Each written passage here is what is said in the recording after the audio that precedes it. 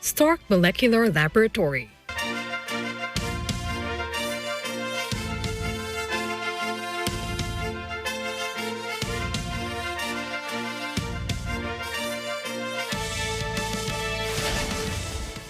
In Italy, police are on the lookout for poachers indelibly destroying the coastlines by extracting date mussels. The prized mollusk is said to boast a delicate oyster-like flavor and can cost nearly $205 or about 11,400 pesos per kilo. More details on this later in the news. Good evening. I'm CJ Hero. And I'm Nina Richie Alago Flores. This is Mata ng Agila International. And now for the headlines. The Department of Agriculture assures there will be no sugar shortage and no need for importation. Amid the investigation of the unauthorized order to import sugar, Malacanang warns that heads will roll if findings show sufficient evidence of malice. As Omicron cases continue to increase, the Department of Health says the country is leaning toward easing COVID-19 U.S. Attorney General condemns unfounded accusations on FBI following its raid on Donald Trump's house. And an armed client holds Lebanon bank staff hostage to access trapped savings.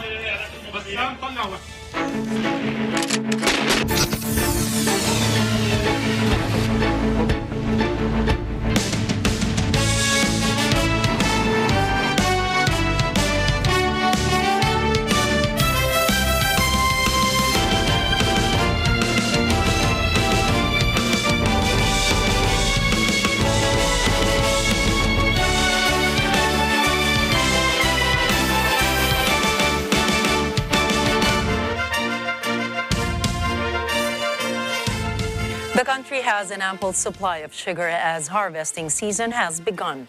This is the assurance of the Department of Agriculture as it confirms that a probe into the illegal sugar importation resolution is ongoing. Mayan Corvera has the details. The Department of Agriculture has provided assurance that the country's sugar supply is sufficient and there is no need to import the commodity. Agriculture Undersecretary Christine Evangelista says the harvest season of local sugarcane farmers has begun, ensuring market supply is enough. Galing mismo sa ating sugarcane planters at nag-resume na rin po yung milling this August. So yan po ang magdadagdag sa ating supply situation. The Agriculture Department also expects prices of sugar to stabilize this August. Alam po natin ang supply and demand, then that will mean it will help also bring down the cost. Kaya napaka-importante po yung yield nitong ating early harvest at gaano karaming asukal ang ating mapuproduce. So nakikipag-ugnayan po tayo sa ating mga millers also to see kung gaano karami po ang ating sugar.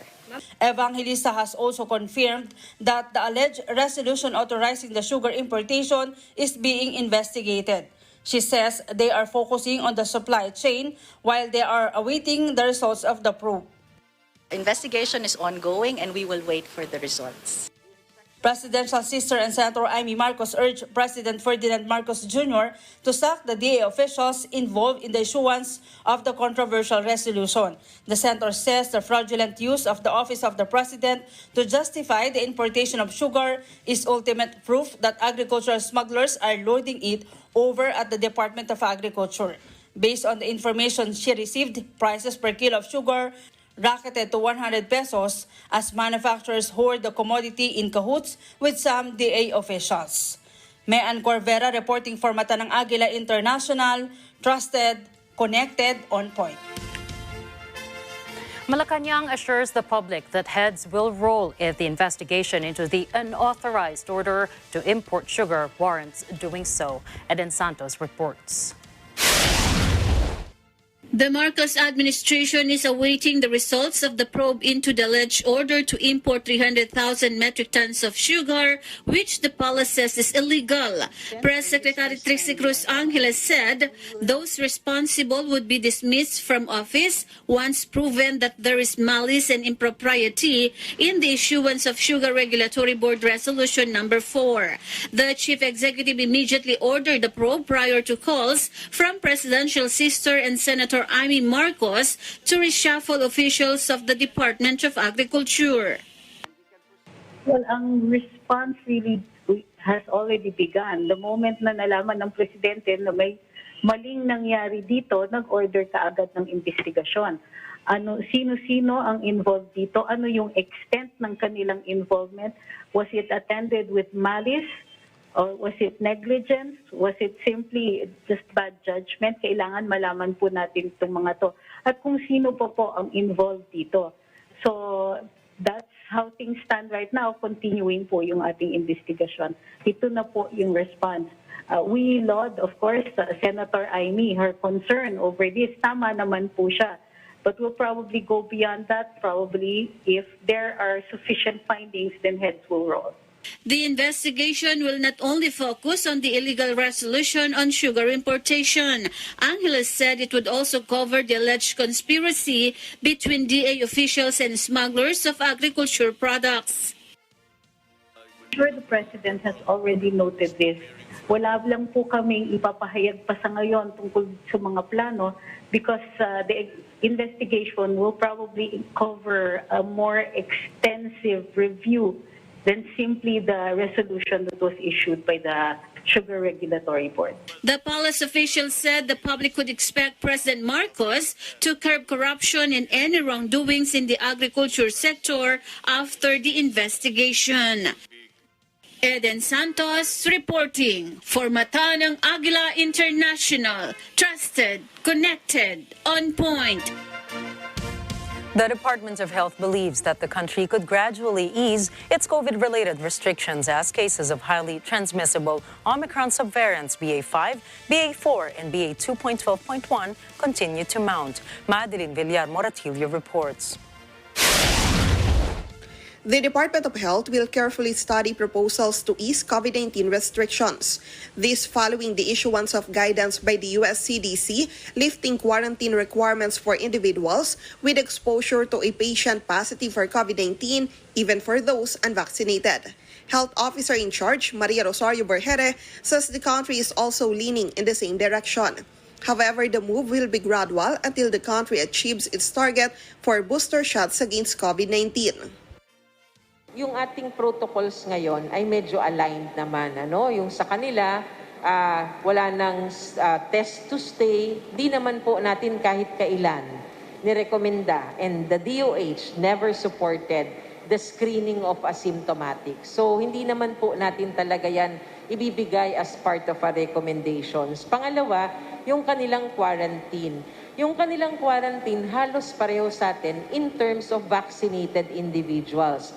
Kasi tayo dito ngayon sa ating bansa, ang protocol natin, kapag ikaw ay fully vaccinated with boosters at ikaw ay close contact ng isang taong nagpositibo, pwede ka nang hindi mag-quarantine. Pero kailangan palagian ka pa rin nakamask. Data from DOH shows that 72 million individuals in the country have completed primary doses of COVID-19 vaccines. Of these, only 16.8 million have received their first booster shot. The DOH is targeting to boost 47 million individuals. Kung atin pong maitataas ng husto ang first booster shot, then maybe some of the restrictions can then be reviewed and then pag-uusapan para maipatupad natin. But as long as the wall of immunity has not been up, katulad nung sa dati, baka hindi pa ho natin pwedeng pag-usapan ang pag-i-ease ng restrictions. This came also from the President himself. Verjere said vaccine plays an important role since cases continue to increase. The public has mixed reactions on whether to stay or change the government's quarantine policies. Kung vaccinated ka, okay lang na walang quarantine. Pero kung wala kang vaccine, sa tingin ko dapat i-quarantine. Mahirap po kasi wala pong trabaho pag naka-quarantine nalulugi din ang negosyo katulad namin. Nagtatrabaho lang kami nagtatrabaho kami yung hindi pa per day bawat gawa. Sa tingin ko kanya-kanyang na lang yung pag-iingat. Kasi ang ekonomiya, ang importante, ekonomiya ng bansa. Yan lang yung mahalaga doon. Kanya-kanyang ingat, kahit sa pamilya. So, hindi na kailangan quarantine? Quarantine, self-quarantine. Wala na rin quarantine para para hindi na rin mahirap sa mga tao kasi pag sa bahay lang, syempre walang maghahanap buhay, gutom, mga abutin. Yun lang. The health department is looking at the highly transmissible Omicron subvariants as the reason behind the uptick in cases, apart from the increased mobility of the public. Vergara said the country has detected additional 119 new cases of BA.5 subvariant. 175 have recovered, 7 are in isolation, and 8 others are under verification. The country also recorded 34 new cases of BA.4 subvariant, where 33 have recovered, and the status of the rest is under verification. One case of BA.2.12.1 was logged and has already recovered. The DOH says they are still verifying the exposure and travel history of the patients. Vergara assured the public that the country has enough vaccine until the end of the year to inoculate individuals who have not received the second dose of the primary vaccine series and their first and second booster jobs. Madeline Villar Moratillo reporting for Matanang Agila International. Trusted, connected, on point. The Department of Health is planning to procure COVID-19 vaccines intended to protect individuals from Omicron subvariants. Health Officer in charge Maria Rosario Vergara says the government will buy COVID-19 new generation vaccines to target highly transmissible Omicron subvariants. The available COVID-19 vaccines in the country are intended for the earlier variants of coronavirus. Vergara said the new generation vaccine might possibly be available on the global market in the last quarter of 2022. The House of Representatives will ask the Department of Health to explain the wastage of millions of doses of expired COVID-19 vaccines. Vic Somintak for the story. The House of Representatives will invite officials of the Department of Health for a congressional inquiry regarding COVID-19 vaccines that have gone wasted and expired. House Minority Leader Marcelino Libanan has filed House Resolution 191 calling the House Committee on Health to prove DOH's failure to administer the vaccines procured by the government using billions of money.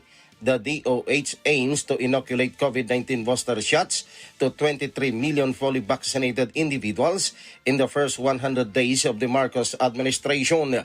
Libanan said there are reports that from April to July this year, up to 27 million doses of COVID-19 vaccines worth 13 billion pesos expired.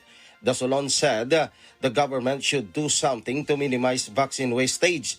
He added that the government should be transparent in reporting expiring vaccines to identify the problem and immediately implement an effective intervention. In its latest report, the Department of Health said that from more than 200 million doses of vaccines donated or procured by the government, 6.6% were wasted, but it is stated that the wastage rate was still within the standards of international organizations like the World Health Organization. Vic Somintak reporting for Matanang Agila International, trusted, connected, on point. U.S. Ambassador to the Philippines, Mary Kay Carlson, has tested positive for COVID-19. In a tweet, Ambassador Carlson says she is self-isolating at home and has mild symptoms. She posted a photo of her testing kit. Ambassador Carlson says she is glad that she is vaccinated and boosted with the Pfizer vaccine, adding that she hopes to recover and experience more of the Philippines. She even asked for recommendations on what to binge watch while she's in isolation.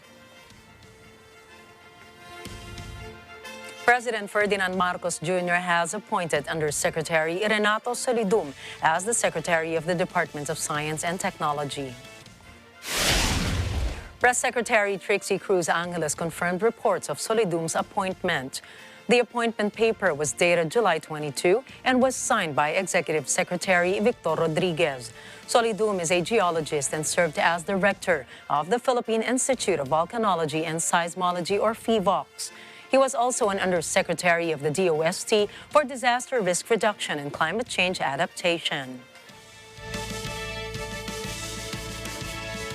President Ferdinand Marcos Jr. has sworn in 3 new appointees in his administration. The president led the oath-taking ceremony in the reception hall at Malacanang. The newly appointed officials included Eileen Anunciacion Zosa as president and CEO of the Basis Conversion Development Authority, Olivia Bongku as a commissioner of the Philippine Sports Commission, and Mylene Garcia Albano as ambassador extraordinary and plenipotentiary of the Philippines to Japan. Lisa is the former executive vice president of BCDA, while Albano is the former House Assistant Majority Leader. Bongku is a sports icon, a former president of the Philippine Bowling Federation, and chairwoman of the Women's Sports Commission of the Philippine Olympic Committee.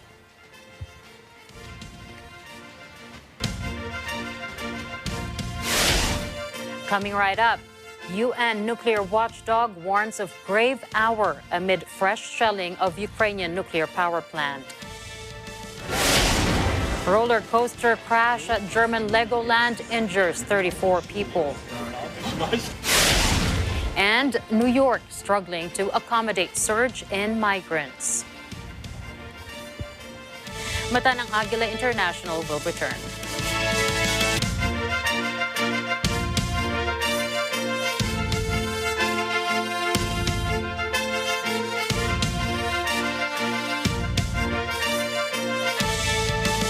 Etong guest natin ngayon. Pero ang ina ng lahat, walang iba, ang loveliness, Miss Alma! Pwede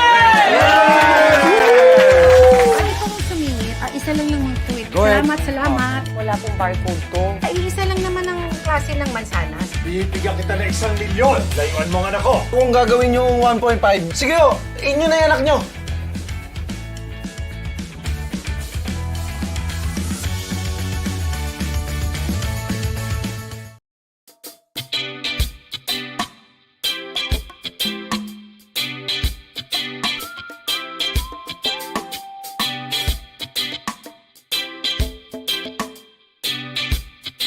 Kung nang bumitaw, ngunit ayaw pa ng puso. Gusto ko nang bumitaw. Hello guys! Ako nga po pala si Renz Robosa at abangan niyo po ako as guest performer sa Letters and Music ngayong Sabado, August 13, 1 to 2 p.m. dito lamang sa Net 25. Thank you and see you!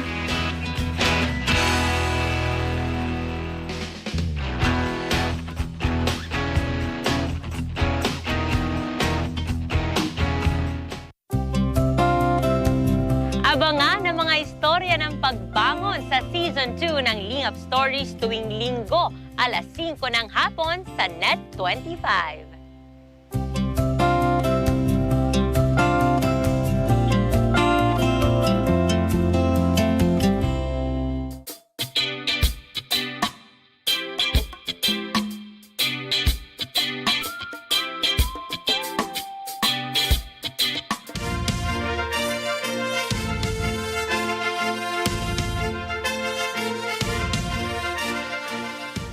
We bring you more stories here on Mata ng Agila International. Ukraine's special envoy for the Middle East says the international markets, including the Arab ones, will be in dire need of Ukrainian supplies as the conflict between Russia and Ukraine continues. Maxim Subi announced that the country is ready to ship another grain supply to other nations. إلى الدول العربية والإفريقية. بالروسية تظل الأسواق العالمية بما فيها أسواق البلدان العربية في أمس الحاجة.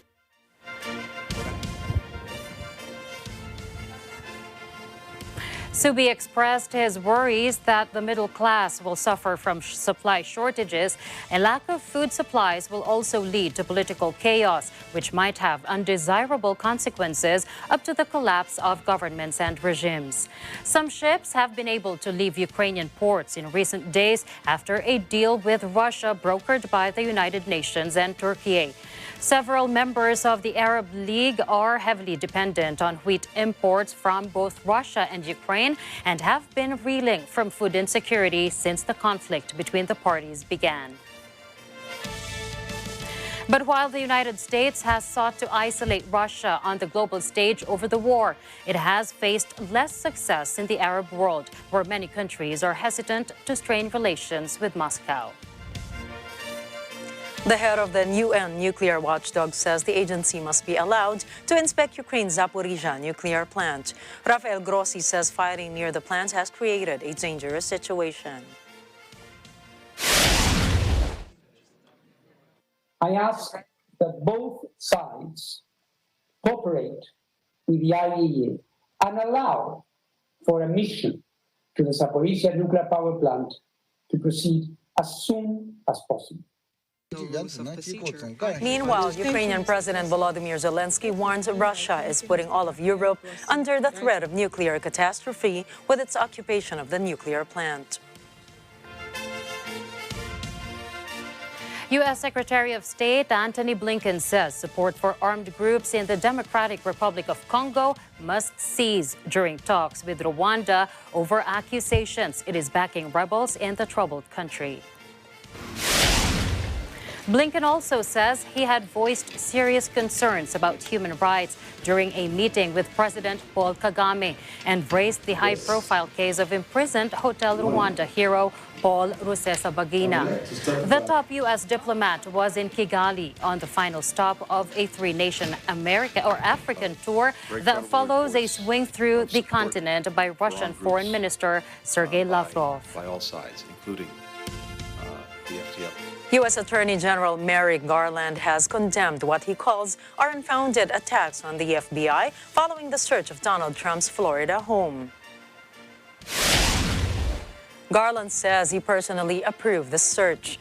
Trump and his supporters have said the raid was politically motivated. Some Trump supporters have suggested the FBI may have planted evidence, but Garland rejects those claims. Let me address recent unfounded attacks on the professionalism of the FBI and Justice Department agents and prosecutors. I will not stand by silently when their integrity is unfairly attacked. The men and women of the FBI and the Justice Department are dedicated, patriotic public servants. Garland did not explain the reason for the search, but stressed there was probable cause. An armed customer threatening to set himself ablaze held bank workers hostage throughout the day in Lebanon's capital.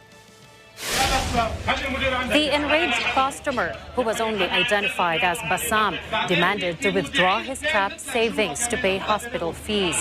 A security source told AFP News that the furious customer had a pump-action rifle and flammable material. Another security source said the man poured gasoline all over the bank and closed the bank's front door, holding employees hostage. Lebanon's national news agency also reported that the man pointed his weapon at the bank manager's face.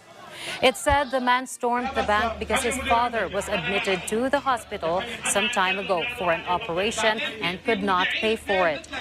The man's brother, Atef Al-Sheikh Hussein, told journalists that his brother has $210,000 in the bank and wants to get just $5,500 to pay hospital bills.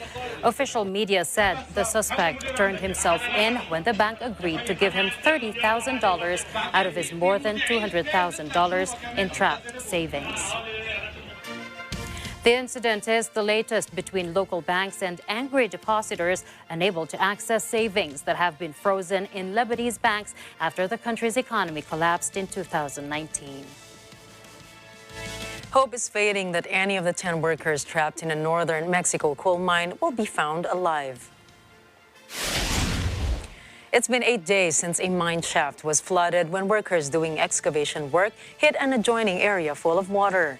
On Wednesday, a military scuba diver was lowered into one of the mine shafts in a metal cage. Moments later, he emerged visibly wet.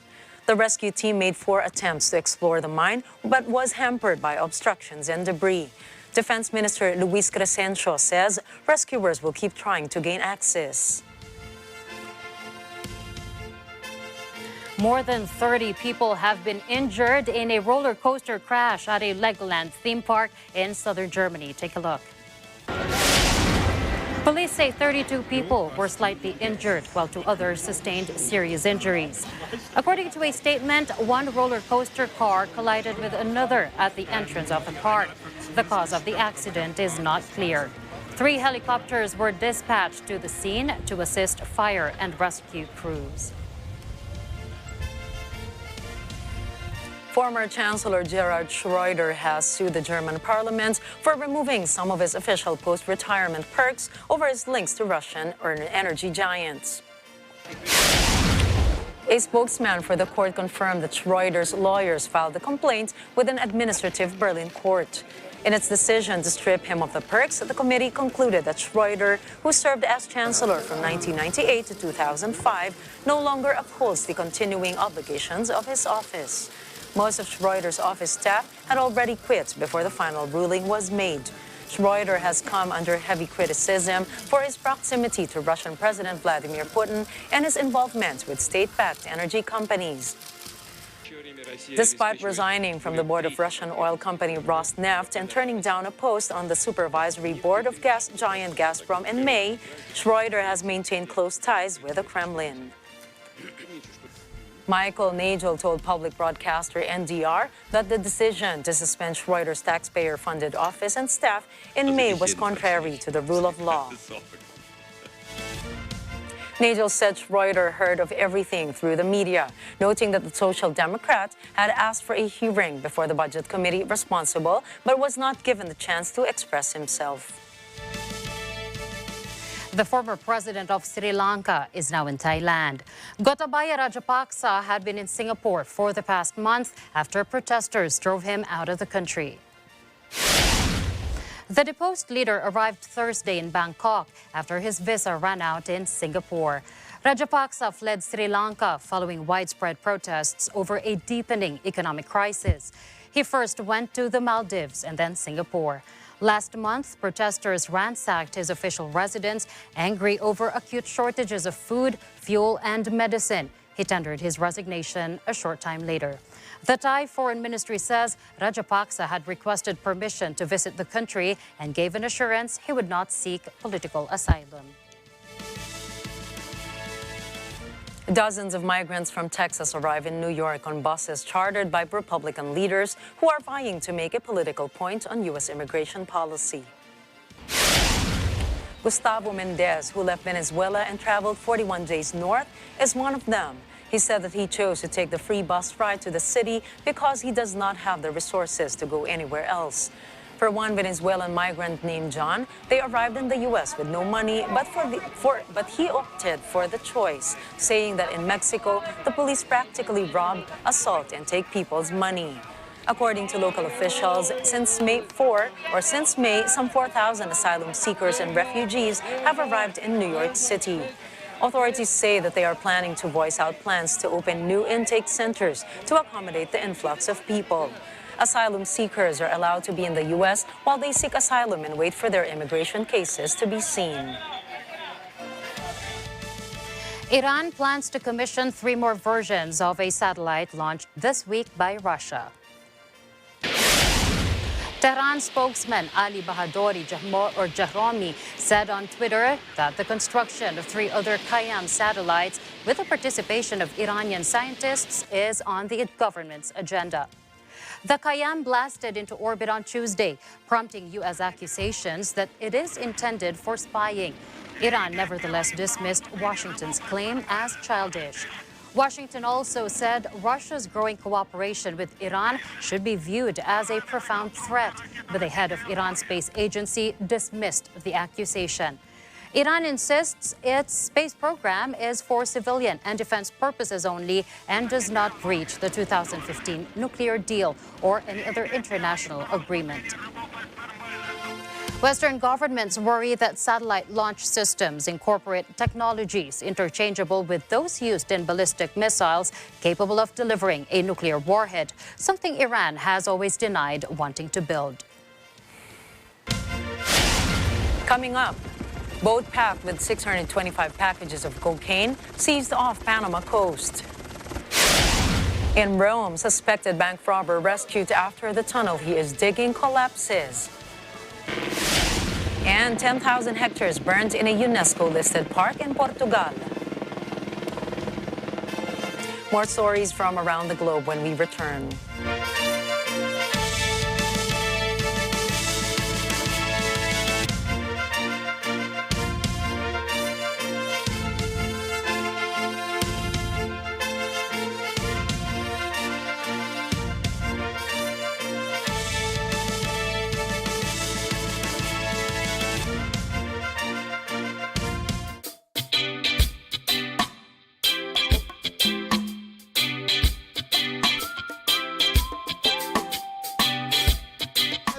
Kayo ba ay laging nag-a-add to cart?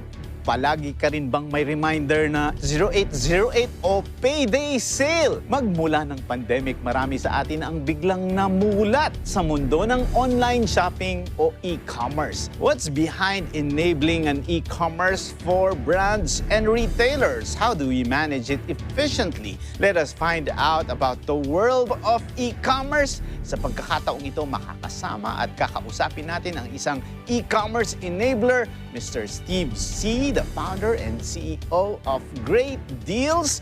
In terms of converting people to buy online, there's a lot of complexity. Like what kind of content, what kind of digital image will you show? How do you manage your shop? How do you activate yung mga digital consumers natin that will convert them to buying your products? So all of these things are important. Filipino buying online is still at its nascent stage. Bagong-bago pa lang. So there's a lot of opportunity for people, to grow their online business. Open for Business with Cesar Vallejos, Sunday, 9 p.m.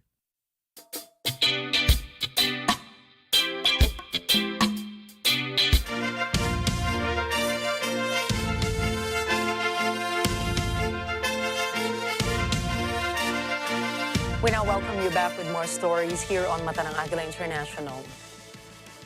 A semi-submersible carrying 625 packets of drugs was intercepted by the Panamanian Coast Guard and anti-drug services. Oriel Ortega, General Director of the Panamanian National Border Service, or SENAFRONT, also announced that the interception led to the arrest of 3 Colombians on board. Operación de la Unidad de Botes Especiales de la Brigada de Fuerzas Especiales, felicitando a estos muchachos que este era un objetivo que hace rato estábamos persiguiendo, lo hemos logrado, y también a la Dirección Nacional Antinarcóticos en coordinación con el Ministerio Público, pues hoy sacamos del país esta cantidad de droga que pudiera... Ortega also confirmed that this was the first time the law enforcement in the Caribbean area of Agila succeeded in seizing a watercraft vehicle. The case is already processed by the Public Prosecutor's Office and will later be brought before a judge. A Colombian government delegation is in Cuba's Havana to examine the possibility of restarting peace talks with the National Liberation Army. Leyva also Aspiramos a reanudar los diálogos con el Ejército de Liberación Nacional, ELN, en esta tierra de paz, a fin de iniciar el camino propuesto por el presidente Petro Urrego de alcanzar la paz total. Leyva also rejected the qualification of sponsor of terrorism that the U.S. government has given to Cuba by re-including it in the 2021 on that State Department blacklist. He said that with this decision, Washington has tried to ignore the contribution of the Caribbean nation to the peace negotiation process. For his part, Bruno Rodriguez thanked Colombia for the call to put an end to the illegitimate designation of Cuba as a state sponsor of terrorism. Vemos una oportunidad para retomar el diálogo y avanzar hacia la paz de la manera en que lo decidan las partes. Estaremos al servicio de lo que las partes soliciten.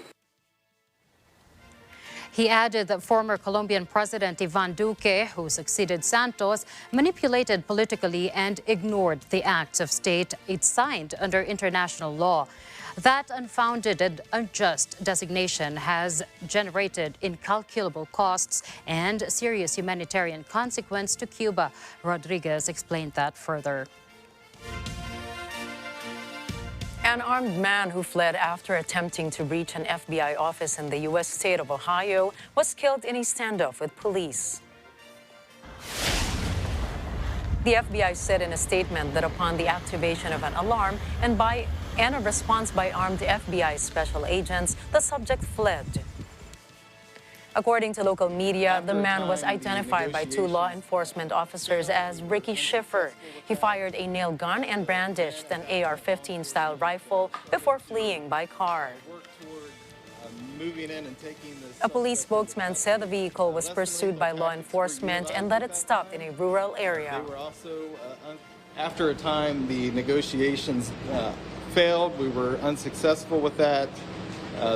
Then, at that point, law enforcement started to work toward moving in and taking the suspect into custody. Less than lethal tactics were utilized at that time. They were also unsuccessful. The suspect then did raise a firearm toward law enforcement, and shots were fired by law enforcement officers on the scene. The spokesperson also said that the man succumbed to his injuries at the scene. The incident drew nationwide attention as it occurred only a few days after the FBI searched former President Donald Trump's Florida home, infuriating right-wing circles. But there was no immediate indication the events were linked. FBI Director Christopher Wray earlier denounced threats made against the FBI following the raid on Trump's residence, calling them deplorable and dangerous. Venezuela and Colombia both named new ambassadors to the other country, a first step in normalizing diplomatic relations after the recent inauguration of Colombian President Gustavo Petro. In Caracas, President Nicolas Maduro announced that former Foreign Minister Felix Plasencia had requested his accreditation from the Colombian government and would soon be in Bogota. Petro, who was inaugurated as Colombia's first leftist president on Sunday, pledged during his campaign to immediately reverse a decision by his predecessor, Ivan Duque, to sever diplomatic ties with Venezuela. Right-wing leader Duque, along with the United States, the European Union, and others, did not recognize Maduro's re-election in 2019 and instead backs opposition leader Juan Guaido's claim that he is Venezuela's interim president. In addition to exchanging ambassadors, the normalization process will include the full reopening of the more than 2,000-kilometer border between the two countries, which has been largely closed to vehicles since 2015. Caracas and Bogota have also announced intentions to restore military relations.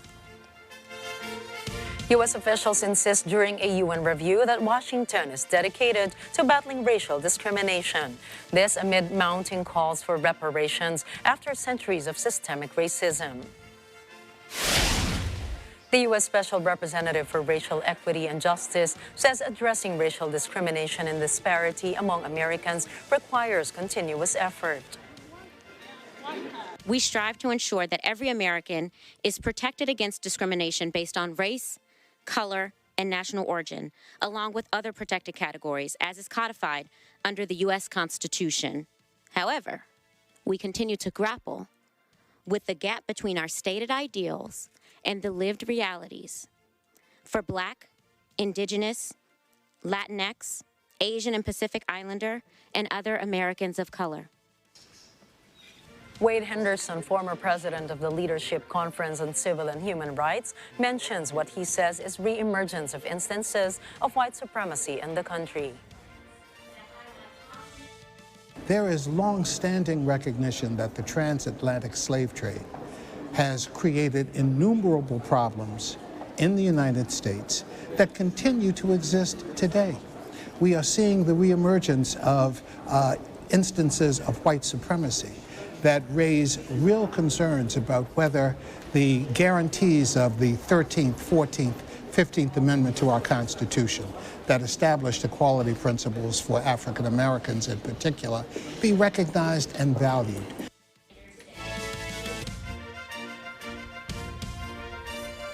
An Italian man had to be rescued after becoming trapped in a collapsed tunnel near the Vatican. He is suspected of being part of a gang burrowing its way to a nearby bank. Firefighters spent 8 hours digging the man out from under a road in the west of Rome before he was finally freed on Thursday evening and taken to hospital. A police spokesman told AFP News that 2 people from Naples were arrested for resisting a public official and 2 from Rome for damage to public property. The rescued man, one of the 2 Romans, remained in the hospital without giving an update on his condition. Officials are still investigating and they do not exclude a theory that the rescued men were thieves. For Italian newspapers, however, the motive was clear, noting that the tunnel was found near a bank ahead of the August 15 long weekend when residents traditionally head out of town and much of Rome becomes empty. At 600 cubic meters of water annually per capita, Morocco is already well below the water scarcity threshold of 1,700 cubic meters per capita per year, according to the World Health Organization. In the 1960s, water availability was 4 times higher at 2,600 cubic meters. But a July World Bank report on the Moroccan economy said the decrease in the availability of renewable water resources put the country in a situation of structural water stress. ما كاين اللي معذبنا قال شتي الماء هو اللي معذب هذه الامه هذه بنادم يبكي الا شاف ذاك المنظر في الصباح يجري بنادم على الماء. دابا حاليا الحوت حابس، الحوت ما كاينش، والماء باش بنادم يكثر فيه الماء وبنادم كاين فين يصيد وداك الشيء ما بقاش، الماء هو تشوفي قليل راه بقات الارض حمراء. The drought also forced authorities to introduce water rationing, as the Interior Ministry ordered local authorities to restrict supplies when necessary and prohibit using drinking water to irrigate green spaces and golf courses. Illegal withdrawals from wells, springs, or waterways have also been prohibited. In the longer term, the government plans to build 20 seawater desalination plants by 2030, which should cover a large part of the country's needs. With the UK facing an amber heat warning and reservoirs running low, farmers face losing a great amount of their usual yield. Andrew Blankiran is a farmer who manages the Euston Estate in Suffolk. He says he faces losing 50% of the yield of crops he's unable to water, such as his fields of sugar beet.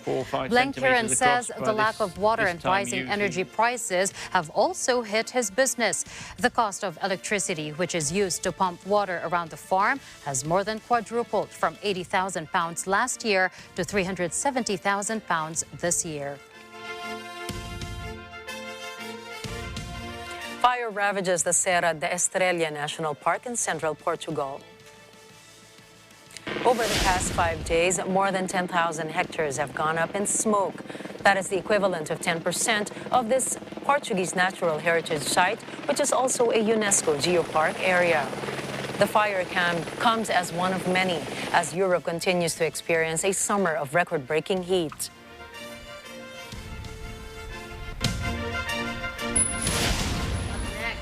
Telegram CEO lashes out at Apple and Google.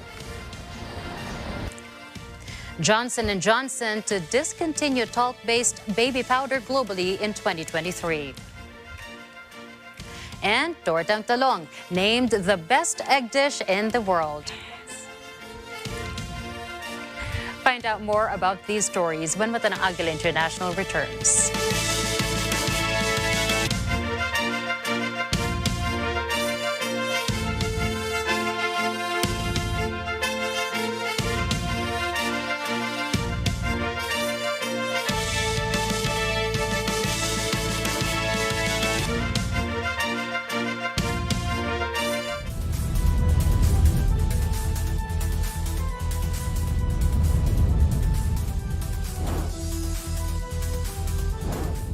Sa bawat sumbong may responding katapat, hindi nagdadalawang isip na tumulong sino man ang nangangailangan.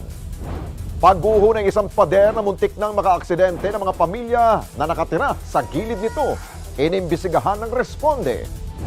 Isang magbabalik eskwela na estudyante na nasunugan, ating nirespondehan. Mahirap po kasi matrabaho po lahat. Mga ama na nangarap na makapagtapos sa pag-aaral sa kabila ng kanilang katandaan, kilalanin nung aking kabataan, medyo mainit ang ulo. Yung decision ay hindi ganong katama. At viral na TNBS driver na nagsauli lang naman na mahigit 1 milyong piso ating saluduhan. Tapos nung nakita niya na yung bag niya na hawak ko, pinakita ko ginanyan ko yung bag. Yun na, umiyak na siya, bumuhos na yung luha sa kanya. Mapapanood nyo kami sa mga sumusunod na mga channels. Sabado, alas 6 hanggang alas 7 ng gabi. Ito ang Responde, Mata ng Mamamayan.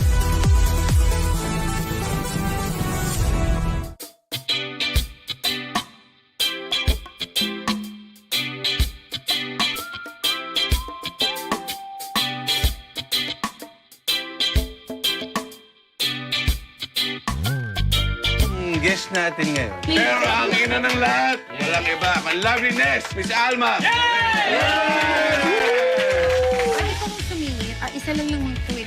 Salamat. Wala pong barcode to. Ay, isa lang naman ang klase ng mansanas. Bibigyan kita na 1 milyon. Layuan mo ang anak ko. Kung gagawin nyo 1.5, sige o, inyo na yung anak nyo.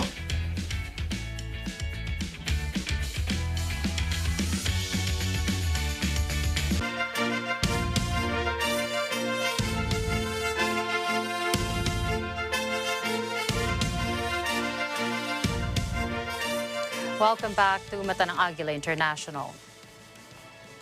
The CEO of popular messaging app Telegram, Pavel Durov, has criticized tech giants Apple and Google for alleged abusive practices on the market. Durov's comments come as the app's update remains stuck in Apple's review. He claims Apple provided no explanation or feedback as to why their update has been stuck in the App Store review for 2 weeks. The harm goes on top of the 30,000 tax that Apple and Google take from app developers, which is supposed to pay for the resources needed to review apps. Durov added that this kind of treatment is demoralizing, not just for Telegram, but to smaller app developers as well. He said these practices cause hundreds of thousands in financial losses to mobile apps globally. Regulators in the European Union are now starting to look into the alleged abusive practices. The EU is upset with the United States for offering tax incentives to buy electric vehicles. That indeed the European Union is deeply... The measure includes a $7,500 tax credit for every American who buys an electric vehicle from a North American factory that installs US-made batteries. European Commission spokeswoman Mariam Garcia Ferrer says it is unfair to European car makers.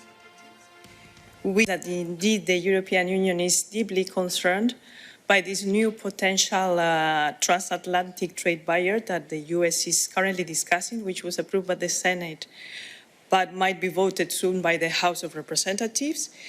We think that it's discriminatory, that is discriminating against foreign producers in relation to U.S. producers, and of course this would mean that it would be incompatible with the WTO.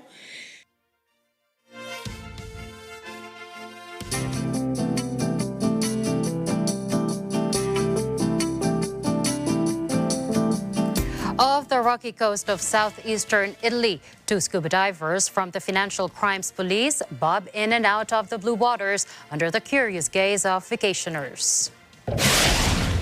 They're seeking neither buried treasure nor smuggled contraband, but evidence of the hunt for date mussels, a forbidden mollusk turned status symbol whose poaching is indelibly destroying Italy's coastlines. Just below the surface, the calcareous rock that is home to countless organisms is gutted by hundreds of man-made holes, proof that unscrupulous poachers have chiseled, crushed, and blasted the reef to extract the bivalves burrowed inside. Il pescatore di frodo dei datteri ovviamente non opera da solo. Solitamente sono in 3 per quanto riguarda quello che fanno da terra, quindi abbiamo il famoso palo che osserva chi sta tra lo scoglio e l'acqua per aiutare il pescatore che si immerge completamente utilizzando le bombole. Ovviamente utilizzano dei martelli e degli scalpelli o addirittura abbiamo sequestrato in passato. Arcangelo Raffaele Gennari, commander of the Monopoly Financial Police, said they prosecute the poacher, intermediary, and owner of the restaurant who wants to buy the date mussels. The legal process would bar the client's business, stopping the illegal system. Gennari added that there is a very special market operating in maximum secrecy. Otherwise, it would be much easier for the authorities to stop these fishermen. Though people fear being arrested, the illegal market is tempting because the price of the date mussels is between 160 and 200 euros per kilogram. That places the price between 9,000 and 11,400 pesos per kilo. Therefore, Gennari lamented that poachers can make an exorbitant amount of money in just one day.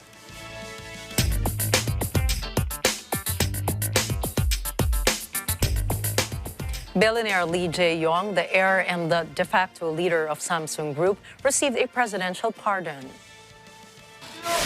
Jae-yong, who was convicted of bribery and embezzlement in January last year, will be reinstated to give him a chance to contribute to overcoming the economic crisis of the country, according to Justice Minister Han Dong-hoon. Lee, the 278th richest person in the world, has a net worth of $7.9 billion, according to Forbes. He was released on parole in August of 2021 after serving 18 months in jail, just over half of his original sentence. Today's pardon will allow him to fully return to work by lifting a post-prison employment restriction that had been set for 5 years. Lee was pardoned along with 3 other businessmen, including Lotte Group chairman Shin Dong-bin, who was sentenced to a suspended 2.5-year prison term in a bribery case in 2018. The pardon was given so that Lee, as well as the other high-level executives, could lead the country's continuous growth engine through active investment in technology and job creation, the ministry added. But just how exactly did Samsung escape this mess and remain stable despite being involved in arguably one of the industry's biggest corruption scandals? There had been or has been a long tradition of business leaders who were convicted of corruption but were freed in South Korea based on economic grounds. Another example would be Jae-yong's own father, Lee Kwon-hee, who was found guilty of bribing former President Roh Tae-woo. In 2008, Kwon-hee was indicted on charges of breach of trust and tax evasion, but was pardoned in 2009 so he could remain on the International Olympic Committee and lead South Korea's bid for the 2018 Winter Olympics. Despite these shattering scandals, Samsung Electronics went on making advancements in technology and product quality.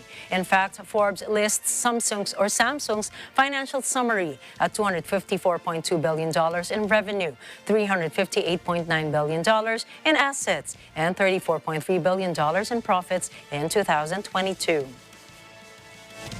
Johnson & Johnson will stop making and selling its talc-based baby powder around the world from next year. In a statement, it said, as part of a worldwide portfolio assessment, we have made the commercial decision to transition to an all-cornstarch-based baby powder portfolio. The announcement comes more than 3 years after the healthcare giant ended sales of the product in the U.S. Johnson & Johnson faces tens of thousands of lawsuits from women who alleged its talcum-based powder contained asbestos and caused them to develop ovarian cancer. However, the company reiterates its view that decades of independent research show the product is safe to use. It says, we stand firmly behind the decades of independent scientific analysis by medical experts around the world that confirms talc-based Johnson's baby powder is safe, does not contain asbestos, and does not cause cancer. McDonald's has announced plans to reopen outlets in Ukraine, which closed after Russia launched its military operations in Kyiv. The burger giant says there will be a phased reopening over the next several months in Kyiv and western Ukraine.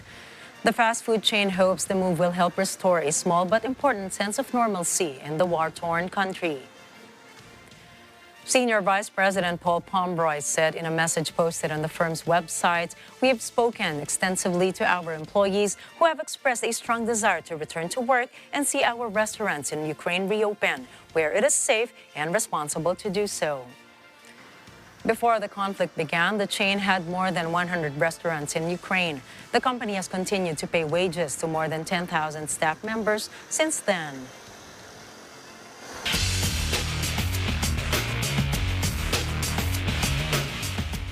The National Basketball Association has decided to retire the number 6 worn by the late 11-time champion Bill Russell.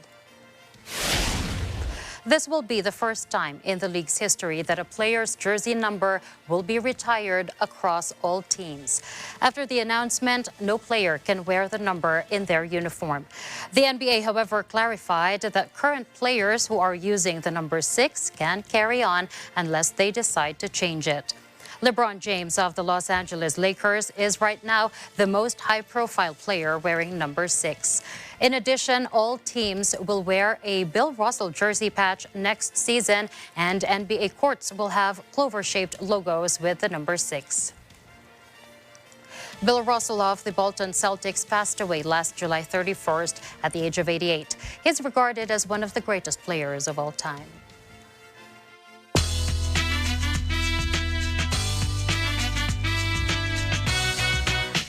American actress Diane Keaton left her handprints and footprints in the legendary forecourt of the Chinese Theater in Hollywood.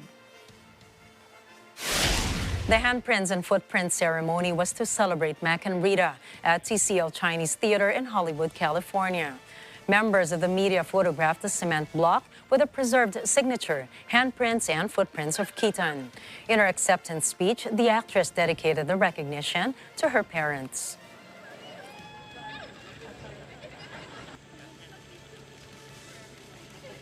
And I want to say thank you. I just want to say thank you so much. And I don't know, I just feel very grateful. I'm just grateful that I'm standing here and sharing my dreams to you in person, and it's very lovely. This is to Mom and Dad. To me, this is to Mom and Dad. I'm still that little Diane Hall, all knotted up with emotion. And I used to dream of being on the silver screen, and I just want to thank you, for me.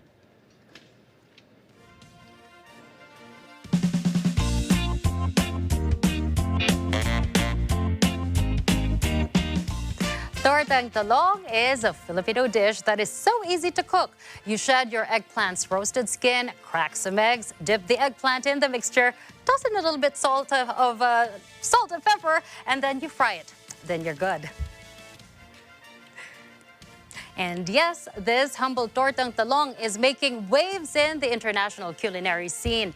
Taste Atlas, a World Food Atlas project dedicated to cataloging world cuisine, just named our favorite eggplant combo the best egg dish on earth. In a Facebook post, Taste Atlas confirmed that tortang talong, together with Iran's kuku-zatsi and Mexico's huevos divorciados, are the 3 best-ranked egg dishes around. These egg dishes got a 4.5 and over rating from food critics. Taste Atlas also wrote, inexpensive and quickly prepared, tortang talong can be enjoyed at any time of day as a hearty breakfast, lunch, or dinner. Unfortunately, Taste Atlas can't say the same about balut, one of the Philippines' most important street foods, only garnered a lackluster audience score of 2.7 points.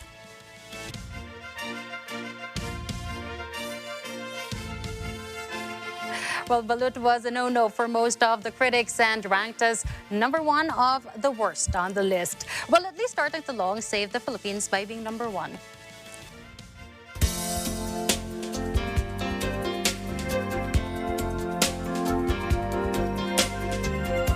Now here's your dose of historical happenings on this day. In 1851, Isaac Merritt Singer patented and sold his sewing machine. By 1860, his company was the largest manufacturer of sewing machines in the world. Besides its machines, the Singer company also diversified into manufacture of power tools, floor care products, and furniture, as well as aerospace, electronics, and other high-technology items. In 1887, the National Library of the Philippines, formerly known as the Museo Biblioteca de Filipinas, was established by a royal order of the Spanish government. Its most prized possessions include the Philippine Declaration of Independence, as well as Dr. Jose Rizal's Noli Me Tangere, El Filibusterismo, and Mi Ultimo Adios. The National Library is located along Calao Avenue in Ermita, Manila. And in 1939, The Wizard of Oz received its world premiere in Economowoc, Wisconsin. Starring Judy Garland, the film earned the original children's book a permanent place not only in cinema history but also in music history. Garland's signature song, Over the Rainbow, earned the Oscar for Best Song in 1940 and ranked #1 on the Song of the Century list, compiled in 2001. And now let this quote from A.D. Posey remind you to take it easy and enjoy the weekend. Take a deep breath. Inhale peace, exhale happiness. Doing Inhale it now. Peace, exhale happiness. And now I'm exhaling happiness for you and we for have the whole everyone weekend watching. to do that. Yeah. And that's a wrap for tonight's news and this week's news. Catch the latest updates on our social media channels. I'm CJ Hero. And I'm Nina Richie Alagao Flores, wishing everyone a happy weekend. This is Mata ng Agila International. Trusted, connected, on point.